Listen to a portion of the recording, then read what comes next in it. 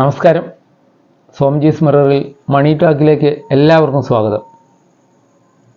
Market ഇന്ന് ഫ്ലാറ്റായി close ചെയ്തു. വലിയ ചാഞ്ചാട്ടങ്ങൾ ഉണ്ടായതിനു ശേഷം ഫ്ലാറ്റായാണ് അവസാനം ക്ലോസ് ചെയ്തത്. 24,610 നിൽക്കുകയാണ് നിഫ്റ്റി.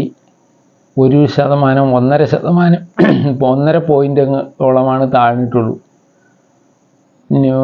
സെൻസെക്സ് ആണെങ്കിൽ ചെറിയൊരു പ്ലസോടുകൂടി 8 പോയിൻ്റ് പ്ലസ്സായി ക്ലോസ് ചെയ്തിരിക്കുന്നു. 200 പോയിൻറ്റിന് മുകളിൽ താഴോട്ട് വന്നു നിഫ്റ്റി. അത് ക്ലോസിങ്ങിലെല്ലാം കവർ ചെയ്ത് ഫ്ലാറ്റായി തന്നെ ക്ലോസ് ചെയ്തിരിക്കുകയാണ്. മാർക്കറ്റിൻ്റെ അണ്ടർടോൺ പോസിറ്റീവായി തന്നെ തുടരുന്നു എന്നുള്ളതാണ് ഇതിൽ നിന്ന് നമുക്ക് മനസ്സിലാക്കാവുന്നത്.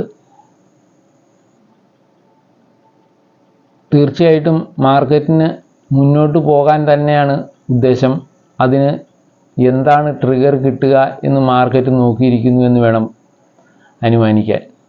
മാർക്കറ്റിൽ വന്നിട്ടുള്ള എല്ലാ ന്യൂസുകളെയും പോസിറ്റീവായി എടുത്തുകൊണ്ട് മാർക്കറ്റ് കുതിക്കാൻ തയ്യാറാണ്. പക്ഷേ അതിനനുസരിച്ചുള്ള ന്യൂസുകളൊന്നുമല്ല വരുന്നത്. ഇന്ന് ശക്തികാന്ത് ദാസിൻ്റെ ഒഴിയൽ ആയിരുന്നു. RBI ഗവർണർ സ്ഥാനത്ത് നിന്ന് സഞ്ജയ് സിംഗ് വന്നിട്ടുണ്ട്. വലിയ മാറ്റങ്ങളൊന്നും മാർക്കറ്റ് അതിൽ നിന്ന് പ്രതീക്ഷിക്കുന്നില്ല എന്നാണ് എനിക്ക് തോന്നുന്നത്. അതുകൊണ്ട് തന്നെയാണ് ഈ രീതിയിലുള്ള ഒരു ദിവസത്തെ ട്രേഡിങ് കാണാൻ കഴിഞ്ഞത്. വമ്പൻ ഷെയറുകളായ റിലയൻസും ഭാരതി എയർടെല്ലും ഒക്കെ മൈനസായി നിന്നത് തന്നെയാണ് ഇന്നത്തെ മാർക്കറ്റ് പ്ലസ്സായി ക്ലോസ് ചെയ്യാതിരുന്നതിനുള്ള കാരണമെന്നേ നമുക്ക് പറയാൻ പറ്റൂ. റിലയൻസിന് താഴോട്ട് പോവുകയാണ്. റിലയൻസും ഭാരതിയും ഇന്ന് മൈനസാണ്. അതിൻ്റെ ബലത്തിലാണ് മാർക്കറ്റ് അങ്ങനെ ഫ്ലാറ്റായി നിന്നത്. അതൊരല്പം പോസിറ്റീവായിരുന്നെങ്കിൽ തീർച്ചയായിട്ടും ഇൻഡെക്സുകൾ കയറി പോയേനെ. അങ്ങനെയൊന്നും നടന്നിട്ടില്ല. മറ്റൊരു കാര്യമുള്ളത്, FIs ഇന്ന് ബയേഴ്സാണ്. 1,685 കോടി രൂപയോളം ബൈ ചെയ്തിട്ടുണ്ട്. DISും ഇന്ന് ബയേഴ്സാണ്. മൊത്തം 685 കോടിയോ DISും ബൈ ചെയ്തിരിക്കുന്നു. മാർക്കറ്റ് തീർച്ചയായിട്ടും ഇന്ന് പ്ലസ്സായി ക്ലോസ് ചെയ്യേണ്ടതായിരുന്നു. പക്ഷേ ലാഭമെടുക്കാൻ പലരും തയ്യാറായിട്ടുണ്ട്.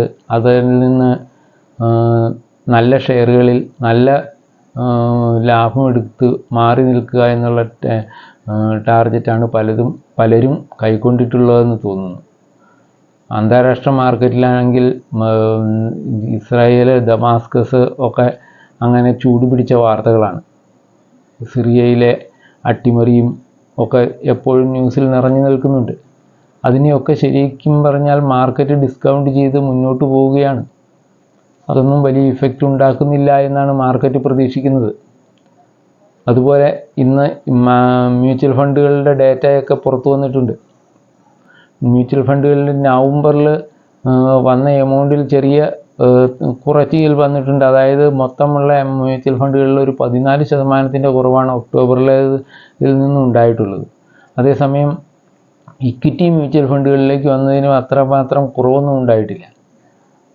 അത് ഏകദേശം 35,943 കോടി രൂപ വന്നു. ചെറിയൊരു താഴ്ചയോടെയാണ്. എന്നാൽ തന്നെയും നവംബറിൽ അതൊക്കെ പ്രതീക്ഷിക്കാവുന്ന രീതിയിലുള്ളതേ ഉണ്ടായിട്ടുള്ളൂ. അതുപോലെ അതിനും ഉപോദ്ബലകമായി തന്നെ ലാർജ് ക്യാപ്പ് ഫണ്ടുകളിലേക്ക് വന്നത് അല്പം കുറയുകയാണ് ചെയ്തത്. ഒരു ലാർജ് ക്യാപ്പ് ഫണ്ടുകളിലേക്ക് വന്നത് 26% താഴുകയുണ്ടായി. അതേസമയം സ്മാൾ ക്യാപ്പ് ഫണ്ടുകളിൽ ഇപ്പോഴും സ്റ്റാറായി നിൽക്കുന്നു. അതിലൊരു 9% വളർച്ചയാണ് ഉണ്ടായത് ഈ നവംബർ മാസത്തിലും. മിഡ് ക്യാപ്പിലും വളർച്ചയാണ് ഉണ്ടായത്. 4%-ന് മുകളിൽ 4.3% വളർച്ചയാണ് ഈ മിഡ് ക്യാപ്പിലേക്ക് വന്നതിലും ഉണ്ടായിട്ടുള്ളത്.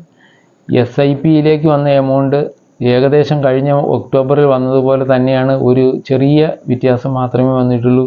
അതിൽ നിന്ന് ഒരു ചെറിയ കുറവ് 25,319.66 കോടി രൂപ ഈ നവംബറിൽ വന്നു. അതേസമയം ഒക്ടോബറിലേത് 25,322 കോടിയായിരുന്നു. ആ ചെറിയൊരു വ്യത്യാസമാണ് അതിൽ കാണാനുള്ളൂ. മറ്റ് കാര്യങ്ങളിലൊക്കെ പോസിറ്റീവ് തന്നെയാണ്. അസറ്റ് അണ്ടർ മാനേജ്മെൻറ്റ് 68.08 crores ആയിട്ട് റിലാക്സ് ക്രോർ 68 ലക്ഷം കോടി രൂപ ആയിട്ടുണ്ട്. 67.26 ലക്ഷം കോടിയായിരുന്നു ഒക്ടോബറിലേത്. അപ്പോൾ അതിന് മാറ്റം ഉണ്ടായിരിക്കുന്നത് പ്ലസ് ആയിട്ട് തന്നെയാണ്. മ്യൂച്വൽ ഫണ്ടുകളുടെ മൊത്തം അസറ്റ് കൂടുകയാണ് ചെയ്തിട്ടുള്ളത്. അത് തന്നെയാണ് നമ്മുടെ മാർക്കറ്റിൽ കാണാൻ കഴിയുന്നത്. മാർക്കറ്റ് പോസിറ്റീവായി നിൽക്കുന്നതിൻ്റെ മെയിനായിട്ടുള്ള കാരണം ഈ ഇക്വിറ്റിയിലേക്ക് വരുന്ന ഫണ്ടുകളുടെ കാശുകൾ തന്നെയാണ്. മ്യൂച്വൽ ഫണ്ടുകളാണ് ഇതിനെ പിടിച്ചു നിർത്തുന്നതെന്നുള്ളതിന് സംശയമില്ലാത്ത കാര്യമാണ്. ഇപ്പോൾ എല്ലാ ദിവസവും അല്ലെങ്കിൽ എല്ലാ മാസവും അത് കൂടിക്കൂടി വരുന്നുണ്ട്. ഒരു 10 കോടി അക്കൗണ്ടുകളോളം ഡിമാറ്റ് അക്കൗണ്ടുകൾ കൂടുതലായി ഉണ്ടായിട്ടുണ്ട്, അല്ലെങ്കിൽ SIP തുടങ്ങിയിട്ടുണ്ട് എന്നാണ് പറയുന്നത്. ഈ ഒരു മാസത്തിനിടയിൽ എല്ലാ മാസവും ഇങ്ങനെ കടന്നു പോകുന്നു എന്ന് പറഞ്ഞാൽ തീർച്ചയായിട്ടും ഇക്വിറ്റി മാർക്കറ്റിലേക്ക് ഒഴുകുന്ന ഫണ്ട് വളരെ വലുതാണ്.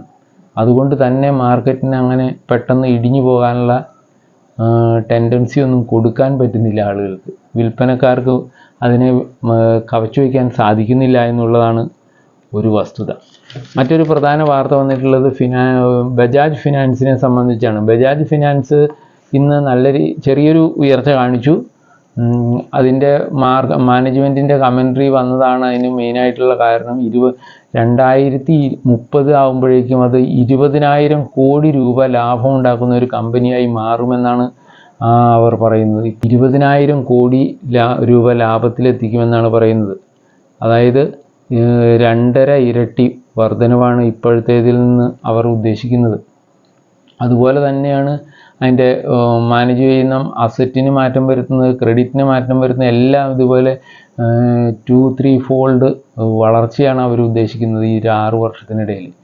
അപ്പോൾ തീർച്ചയായിട്ടും ആ കമ്പനിയുടെ പ്രവർത്തനങ്ങൾ അതുപോലെ മുന്നോട്ട് പോകുമെന്ന് നമുക്ക് പ്രതീക്ഷിക്കാം. അതുകൊണ്ടാണ് മാർക്കറ്റിൽ ആ അനൗൺസ്മെൻ്റ് ഒക്കെ വന്നപ്പോൾ ബജാജ് ഫിനാൻസിൻ്റെ ഷെയറുകൾ വാങ്ങാൻ തയ്യാറാകുന്നു. അത് ചെറിയൊരു ഉയർച്ചയോടെയാണ് ഇന്ന് ക്ലോസ് ചെയ്തിട്ടുള്ളത്. 6,900 മുകളിൽ ക്ലോസ് ചെയ്തിരിക്കുന്നു. 6,480 ഒക്കെ ആയിരുന്നപ്പോഴൊക്കെ നമ്മൾ അതിനെക്കുറിച്ച് സംസാരിച്ചിരുന്നു. ഇതിൽ ഞാൻ അഭിപ്രായം രേഖപ്പെടുത്തുകയൊക്കെ ചെയ്തിരുന്ന ഷെയറാണ്. അതുപോലെ തന്നെ ഇനി മാർക്കറ്റിനൊരു ഉയർച്ച വരുമ്പോൾ തീർച്ചയായിട്ടും നമ്പർ 1 സ്ഥാനത്ത് നിൽക്കുന്ന റിലയൻസിന് ഒരു സാധ്യതയുണ്ട്.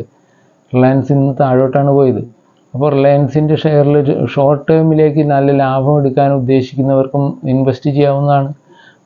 മാർച്ച് കഴിയുമ്പോഴേക്കും മാർച്ചിൻ്റെ വാർഷിക റിപ്പോർട്ട് വരുമ്പോൾ തീർച്ചയായിട്ടും അതിനോടനുബന്ധിച്ച് റിലയൻസ് ഉയർന്നു തന്നെ പോകുമെന്നുള്ളതിന് സംശയിക്കുന്നില്ല.